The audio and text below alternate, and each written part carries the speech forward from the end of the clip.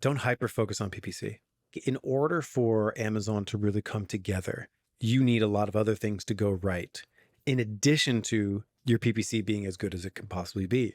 I have the tastiest tea that anyone has ever tasted. There's got to be something wrong with my PPC campaigns. And then you go and you look at it like they're out of stock every other month. Their reviews, they're like sitting at a 3.5. Like there's competitors around them that have better pricing. And it's like, hey, we're focusing on the wrong thing.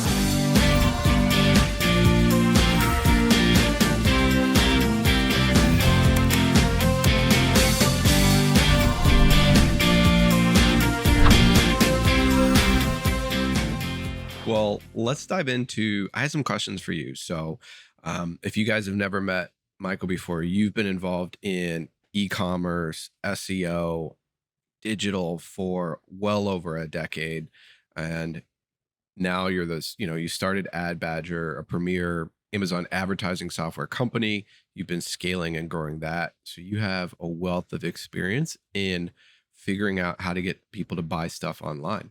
And what I'm really curious about is your experience on the Amazon side and the PPC side. Because Mhm. you see so many accounts, you have the opportunity to kind of like peek behind the curtain and give us like a big holistic view.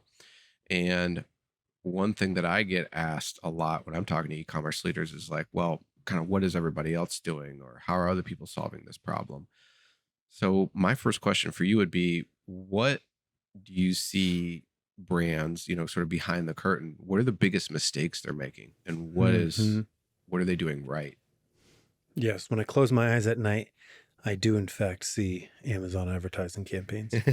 But I would say the biggest mistake is actually happening not inside the Amazon PPC campaigns themselves, but more so in the way that the brand is managing advertising as a whole.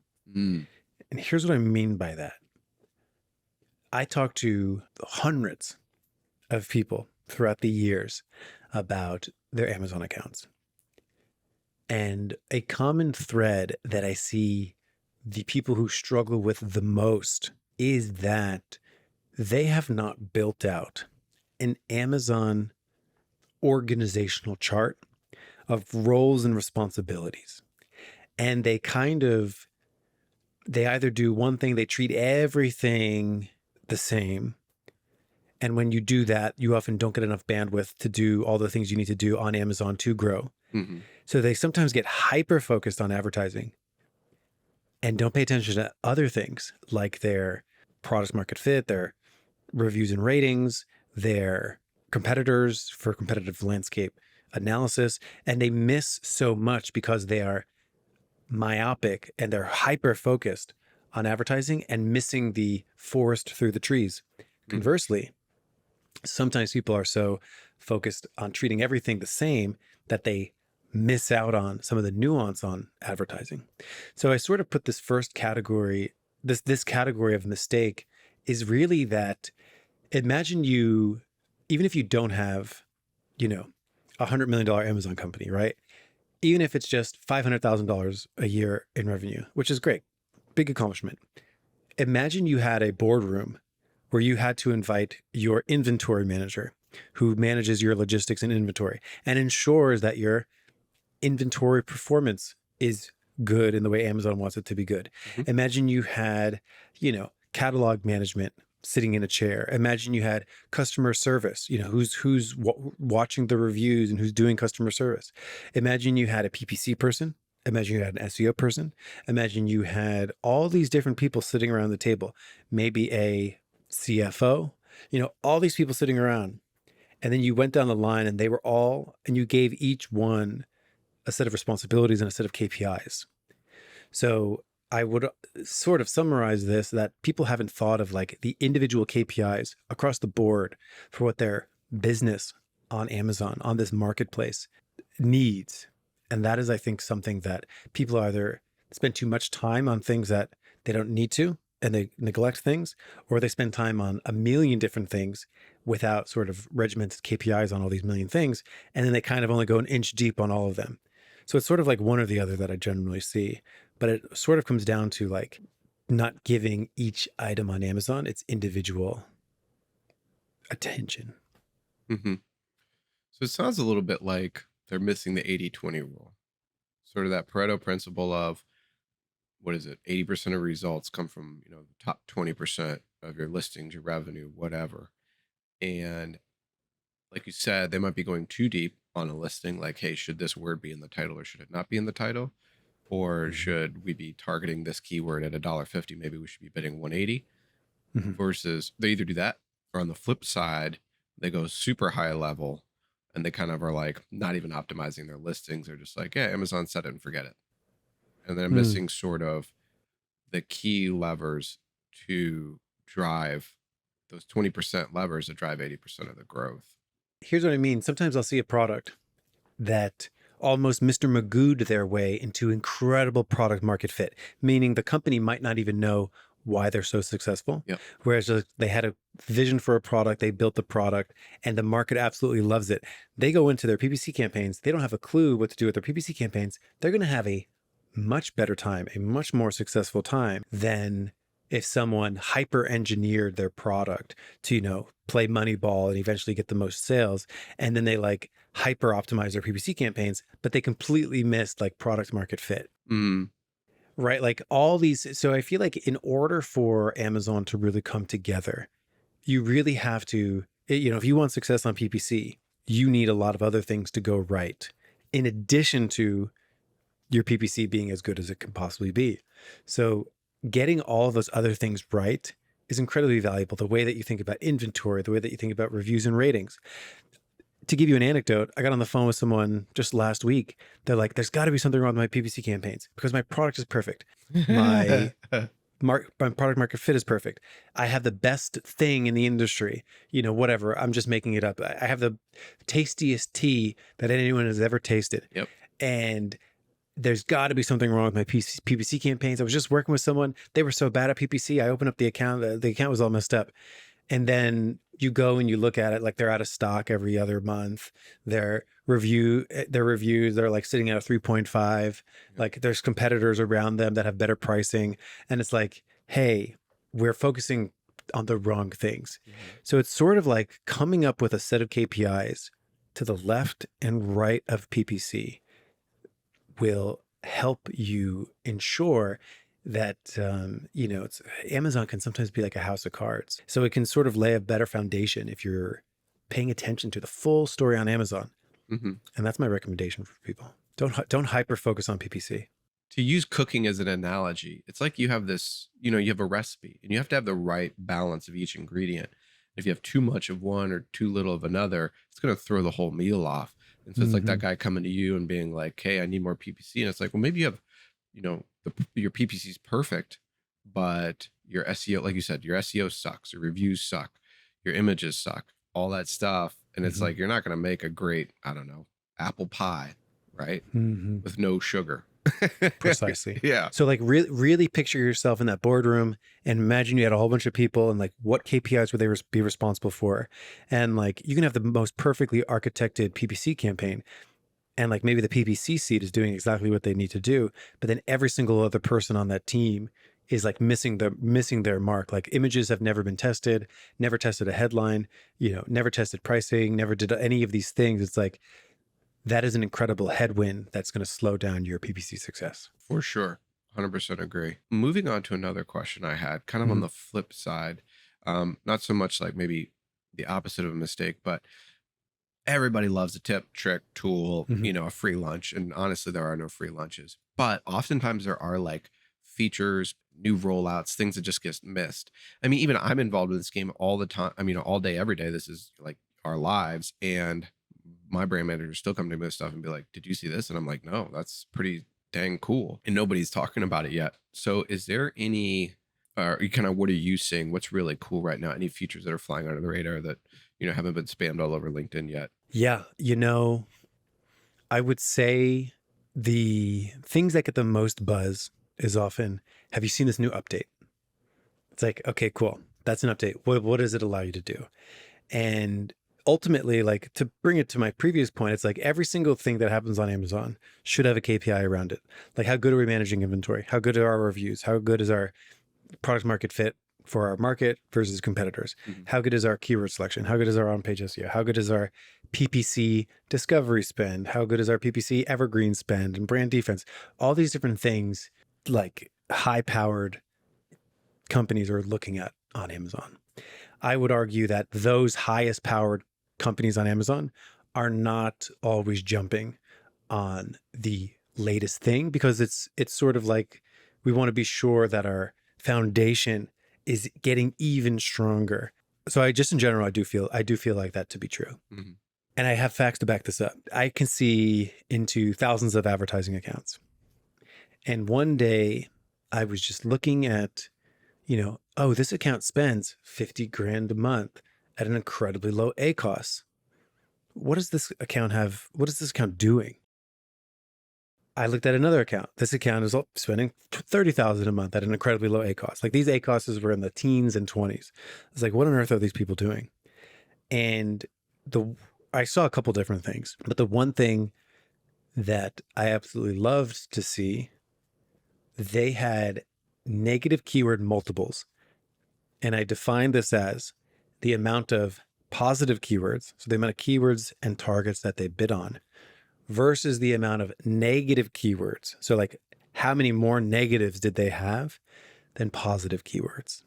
Now this is boring. This is negative keywords. Mhm. The amount of negative keywords multiples was astronomical.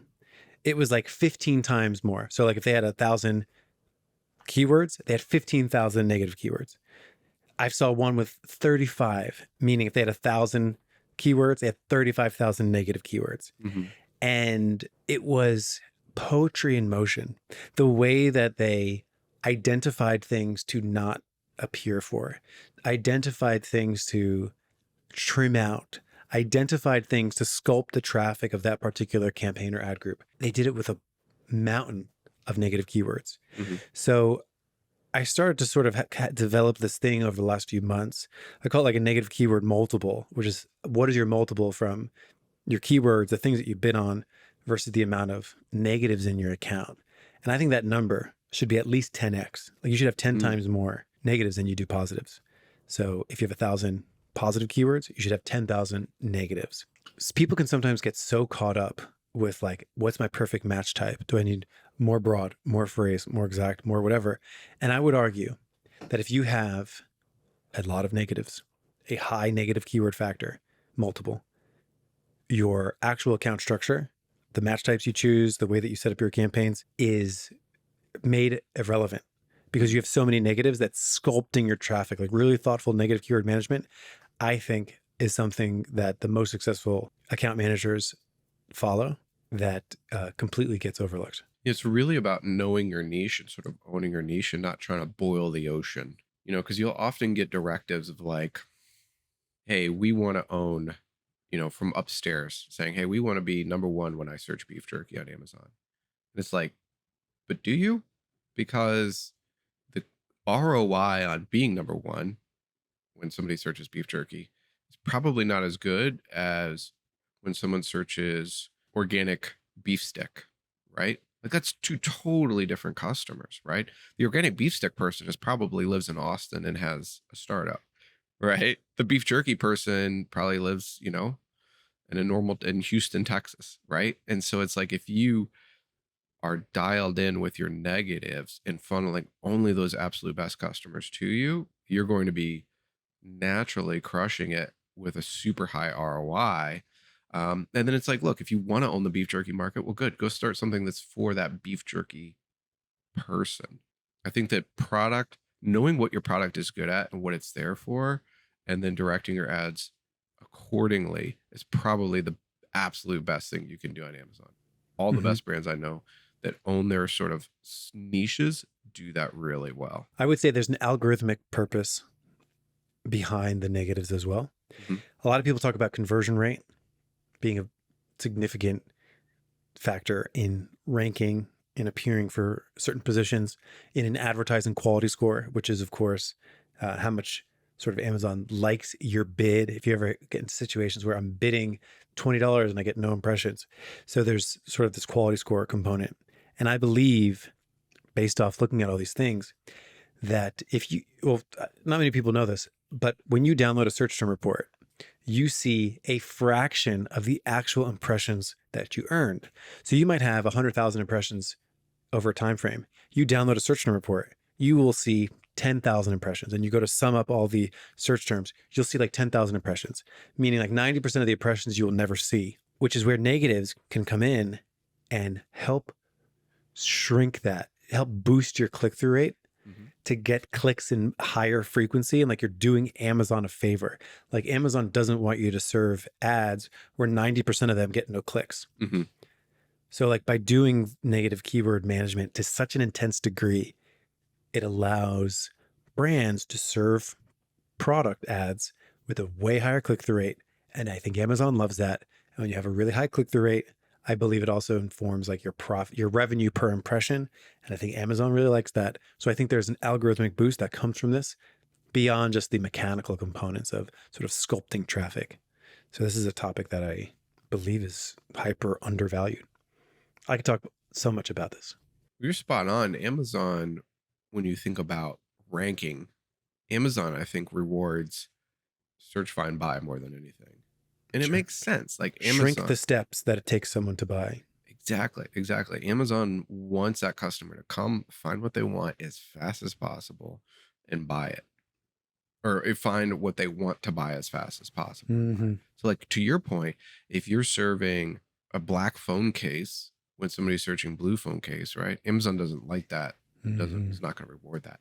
That's a super simple example. But to your point, by shrinking that field down, increasing your click-through rates, you're going to drive up everything. The whole flywheel kicks off, your sales, your ranks, all that good stuff, and your reviews, right? Because people are getting what they want, assuming you also do have a decent product. Okay. So there's a pretty common saying, you kind of decide on three things whether you would marry, hold hands with, or kill. And I wanted to do that real quick with you in Amazon ad features. So Mary, obviously that's one that you're with long term, you're taking home to your parents. This is like, your anchor. And then, holding hands with, that's one where you kind of like, it's a dalliance. You're like, yeah, sometimes I like to use this feature, sometimes I don't. And then kill, you're just like, why does this feature exist? What's your three? I've got a couple already. Just asking you that question. Okay, let me go first while you think for a second.